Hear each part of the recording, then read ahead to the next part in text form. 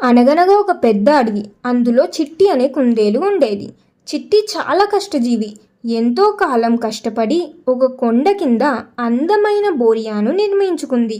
దానికి కావాల్సిన ఆహారాన్ని, చల్లటి గడ్డిని అంతా సిద్ధం చేసుకుని ఇక నా జీవితం చాలా ప్రశాంతం అని అనుకుంది. కానీ ఒక రోజు రాత్రి ఊహించని విధంగా ఆకాశానికి చిల్లు పడిందా అన్నట్లు వాన కురిసింది.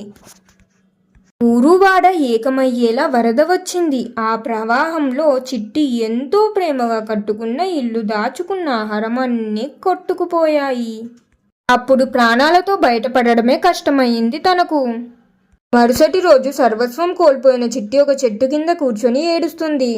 దేవుడా, నా కష్టమంతా బూడిదలో పోసిన పన్నీరయింది. ఇక నేను ఎలా బ్రతకాలి అని కుమిలిపోతుంది. అప్పుడే అక్కడికి ఒక ముసలి తాంబేలు తాత వచ్చింది.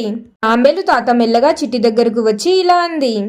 చిట్టి తల్లి, బాధపడకు. వరదని ఇంటిని పాడు చేయవచ్చు, కానీ నీలో ఉన్న కష్టపడే తత్వాన్ని కాదు. నీ గూడు పోయింది, కానీ నీ మేధస్సు పోలేదు. నువ్వు శూన్యం నుంచి సామ్రాజ్యాన్ని నిర్మించగలవు. నీ ధైర్యమే నీ ఆస్తి అని అంది తాంబేలు. తాంబేలు మాటలతో చిట్టిలో కొత్త ఉత్సాహం వచ్చింది. అవును తాత, నేను మళ్ళీ నిర్మించుకోగలను అని ధైర్యంగా నిలబడింది. ఈసారి వరద వచ్చినా పడిపోని విధంగా ఎత్తైన ప్రదేశంలో ఇంకా బలమైన ఇంటిని నిర్మించుకుంది.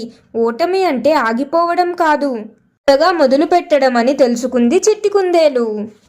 నీతి: పరిస్థితులు మన దగ్గర ఉన్న వాటిని తీసుకోగలవు, కానీ మనలో ఉన్న నైపుణ్యాన్ని, ధైర్యాన్ని ఎప్పటికీ తీసుకోలేవు.